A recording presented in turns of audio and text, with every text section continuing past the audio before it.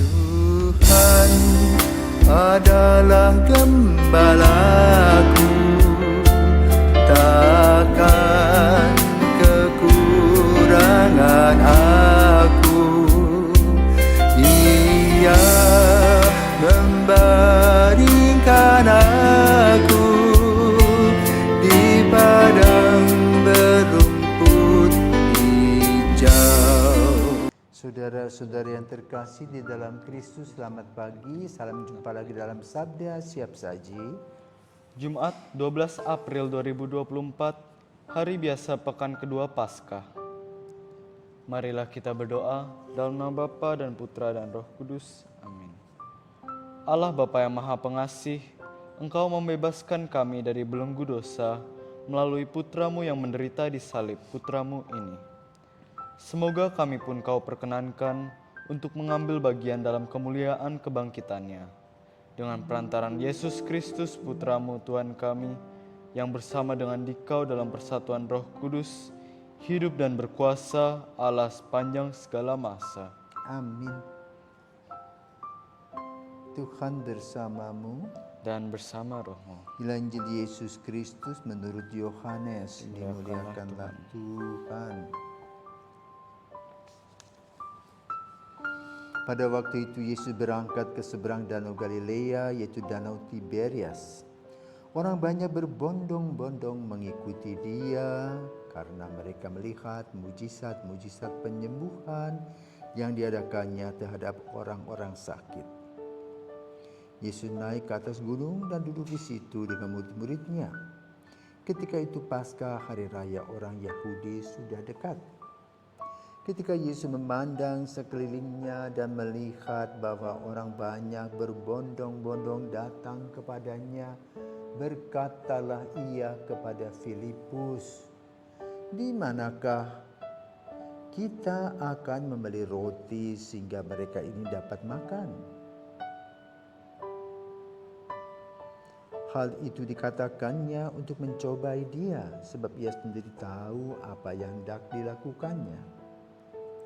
Jawab Filipus kepadanya, "Roti seharga 200 dinar tidak akan cukup untuk mereka ini, sekalipun masing-masing mendapat sepotong kecil saja." Seorang dari murid-muridnya, yaitu Andreas, saudara Simon Petrus, berkata kepadanya, "Di sini ada seorang anak yang membawa 5 roti jelai dan mempunyai 2 ikan, tetapi apakah artinya itu untuk orang sebanyak ini?" Kata Yesus, "Suruhlah orang-orang itu duduk." Adapun di tempat itu banyak rumput, maka duduklah orang-orang itu, kira-kira 5.000 laki-laki banyaknya. Lalu Yesus mengambil roti itu, mengucap syukur dan membagi-bagikannya kepada mereka yang duduk di situ. Demikian juga dibuatnya dengan ikan-ikan itu sebanyak yang mereka kehendaki. Dan setelah mereka kenyang, Dia berkata kepada murid-muridnya, "Kumpulkanlah potongan-potongan yang lebih supaya tidak ada yang terbuang." Maka mereka pun mengumpulkannya dan mengisi 12 bakul penuh dengan potongan-potongan dari kelima roti jelai yang lebih setelah orang makan. Ketika orang-orang itu melihat mujizat yang telah diadakan Yesus, mereka berkata, "Dia ini benar-benar nabi yang akan datang ke dalam dunia." Karena Yesus tahu bahwa mereka akan datang dan hendak membawa Dia dengan paksa untuk dijadikan raja, Ia menyingkir lagi ke gunung seorang diri. Demikianlah sabda Tuhan. Terpujilah Kristus. Selamat pagi Romo. Pagi. Mau seperti Andreas yang bertanya, apa artinya itu untuk orang banyak ini? Pada hari ini saya ingin bertanya, apa artinya Injil? Ya. Hari ini kita, selamat pagi para fisawan, hari ini kita berbicara tentang makan. Semua orang di seluruh dunia itu makan. Makan sehari biasanya 3 kali. pagi, siang, malam, plus. Ya toh? Maka Yesus membawa berita ini tentang menekankan pentingnya makan. Dan makan yang biasa kita terima adalah makan jasmani. Ya. Nasi goreng, nasi kuning, nasi apa lagi? Liwet. Ya. Itu semua berkaitan dengan nasi jasmani. Tetapi mulai dengan nasi jasmani itu yang diberikan kepada kita sebagai sumber kehidupan. Seperti seorang bayi lahir langsung minum susu ya ASI ibunya untuk kehidupan. Jadi makan adalah mengganti sel-sel yang rusak, ya, menumbuhkan yang lain. Nah, itu karena karena makan bayi kecil yang dulu Radit cuma 3 kilo sekarang sudah berapa kilo? 60-an kilo, ya, karena makan.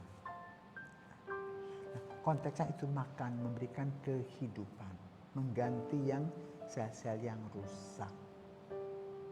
Nah, di sini konteksnya bukan hanya makan jasmani, tetapi bagaimana Tuhan melihat, ya, Yesus melihat usaha-usaha manusia untuk berbelas kasih kepada orang, berbelas rasa. Kenapa? Yang ditampilkan Yesus adalah ketika orang-orang berkumpul begitu banyak, lalu Yesus ingat mereka perlu makan. Dan siapa yang harus memberi makan? Ya, yang menguji teman-teman atau rasul-rasulnya. Dan rasul-rasul ini mempunyai pernyataan yang kritis. Uang 200 dinar nggak cukup untuk ribuan orang. Lalu ada yang nyeletuk Andreas. Ada 2 orang, 1 anak loh, punya berapa? 5 roti jelai dan 2 ekor ikan. Yesus katakan, ayo. Apa maksudnya? Mulailah dengan hal kecil.